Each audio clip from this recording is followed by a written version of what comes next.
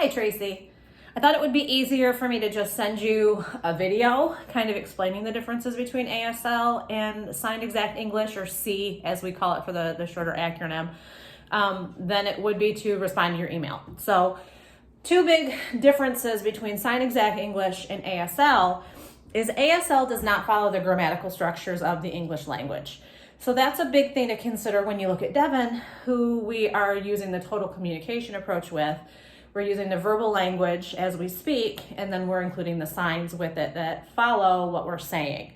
So in ASL, for example, they don't use any linking verbs. Am, is, was, were, be. They don't use any of those. They don't use any articles, a, and the. And they also flip around the structure of nouns and adjectives. So the way that we speak is we would say, I saw a brown bear, where in ASL, they always do the noun before the adjective. So they would always say bear before they described the bear and said brown. That is something with Devin that I think if you used strictly ASL would be really confusing for him, because he still relies a lot on the auditory information that we're saying, and we don't say bear brown, we always say the brown bear.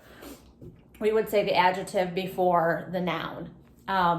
With the kids that I've worked with previously, I taught a self-contained preschool classroom for the Lansing School District, and we used the total communication approach, similar to what we use with Devin. And we would just kind of use a modified version of Signed Exact English. We didn't always use the am, the is, the are, the was. We kind of eliminated a lot of those like ASL, but we would just sign what we said. And we would sign when we talked, and we would put things in the correct grammatical order as you're saying them, as you would be saying them in a conversation or in a lesson or in a book. I know Devin uses a lot of storybooks that follow that grammatical structure of English.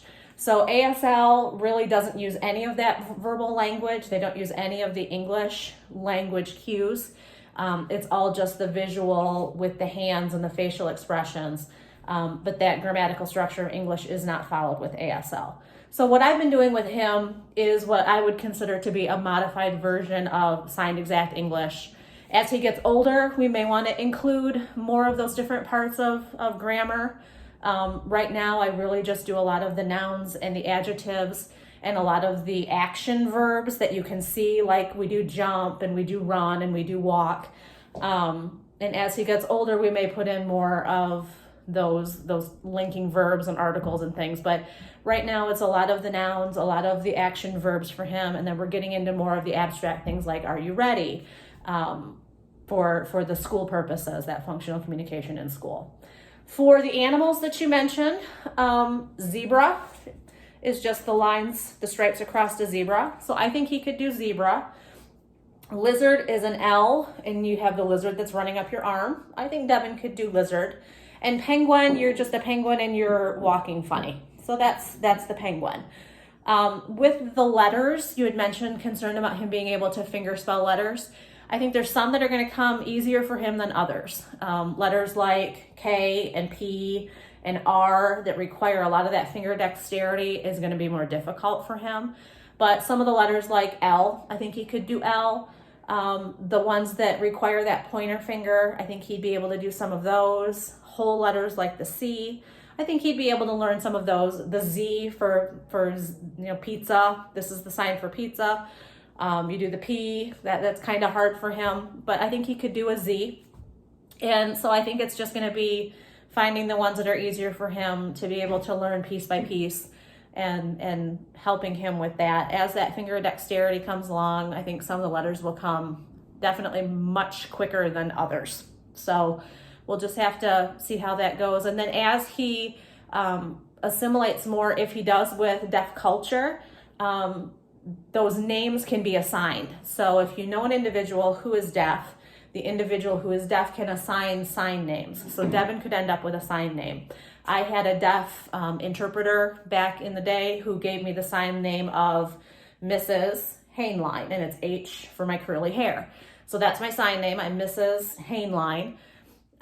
Somebody at some point will give Devin a sign name and hopefully give the rest of you sign names so he won't have to worry about that finger dexterity so much. and he'll be able to actually have a sign that associates with your name.